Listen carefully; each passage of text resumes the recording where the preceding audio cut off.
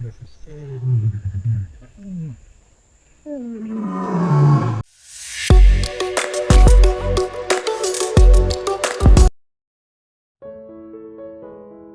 early morning sun cast a golden hue across the sprawling plains of Tanzania's Serengeti National Park. A gentle breeze rustled the tall savanna grass, and the melodic chorus of birds greeted the new day. In a secluded clearing, shaded by a towering acacia tree, a lion cub frolicked near its mother, its tiny paws patting the earth with delight. For over a week now, this mother and cub pair had made this peaceful corner of the park their temporary home. The days were calm, spent basking in the sun and hiding in the tall reeds, with nothing to fear. The mother lioness, named Nyoka by the local rangers, kept a watchful but relaxed eye on her cub, whom they would later name Tambo. That morning, Tambo's eyes lit up with curiosity as he noticed a half-fallen, gnarled tree trunk just a short distance away. Something about the texture of the bark and the slant of the trunk called to him, an ideal miniature mountain for an adventurous cub. Unaware of any potential danger, Nyoka lazily observed her cub from the shade, confident he was merely exploring nearby. Tambo approached the tree with a mixture of caution and excitement. He dug his claws into the rough bark and began to climb, his tiny limbs wobbling with effort. At first, it seemed harmless fun. He managed to scramble a couple of feet off the ground, a proud growl escaping his throat. But the tree, weathered and brittle, groaned under his light weight.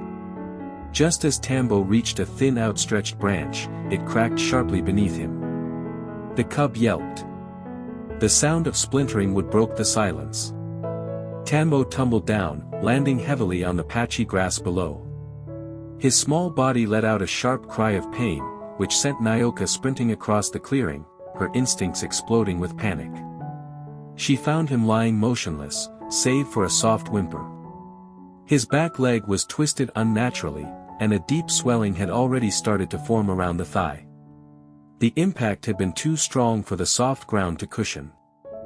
Nyoka bent over him, licking the wound gently, her eyes burning with concern.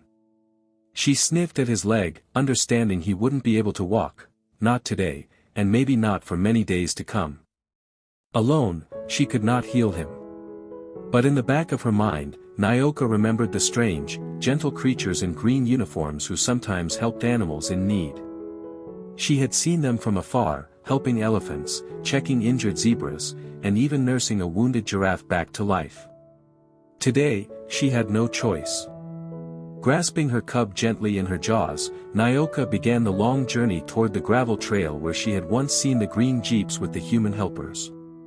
She walked slowly, carefully, making sure Tambo didn't suffer more than necessary. Elsewhere in the park, a ranger team was finishing their early patrol. Among them was Emmanuel, a soft-spoken Tanzanian wildlife officer with years of experience. In the passenger seat sat Clara, a veterinarian specializing in large African predators. The truck rolled slowly over the gravel, their eyes scanning the horizon for signs of injured animals or poachers. "Do you see that?" Clara asked, pointing to a moving figure far off in the brush.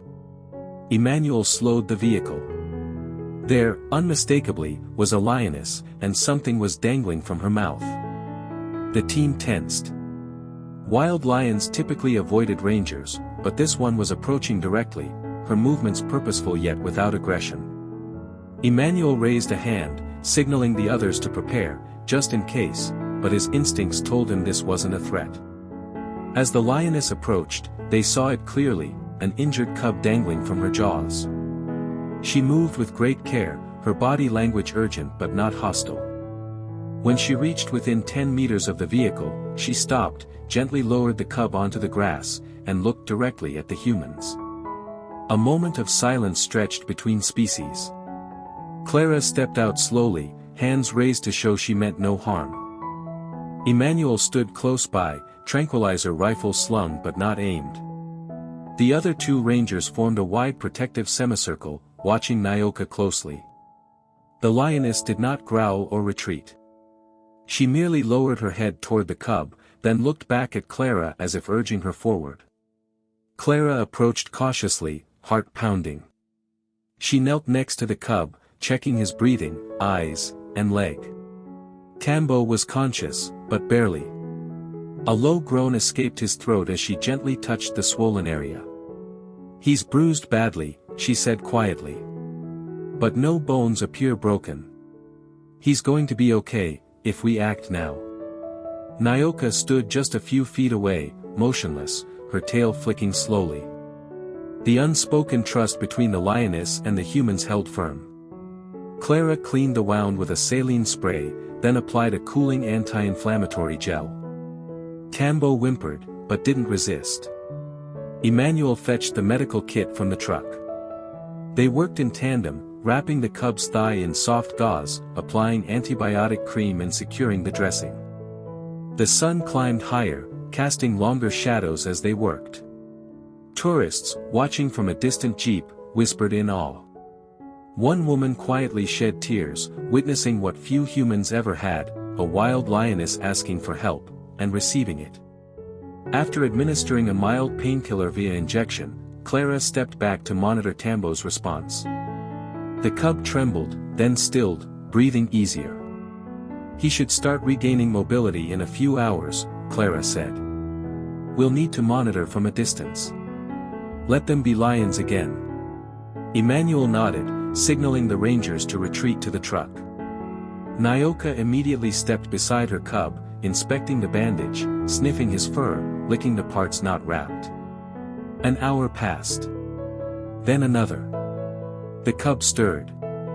First he rolled onto his side, then slowly propped himself on 3 legs, the injured one dragging.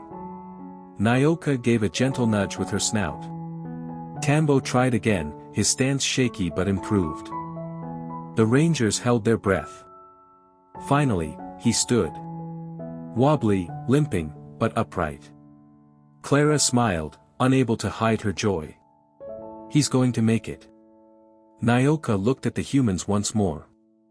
No sound came from her lips, but her eyes held a depth of gratitude impossible to ignore. She licked Tambo's face and slowly guided him toward the bush. He followed, step by step, occasionally stopping to rest. The sun dipped toward the horizon, casting the pair in golden silhouette as they disappeared into the tall grass. Emmanuel stayed behind for a while, recording the location and the event in his logbook, documenting the unprecedented moment. "This," he said quietly, "is what I'll remember for the rest of my life." And across the plains of Serengeti, the story of Nyoka the lioness and her brave choice to trust a human rippled from ranger to ranger, from villager to traveler, a testament to the unspoken, sacred bond between humanity and the wild. We appreciate you watching all the way through. If you enjoyed the video, don't forget to like and subscribe to the channel.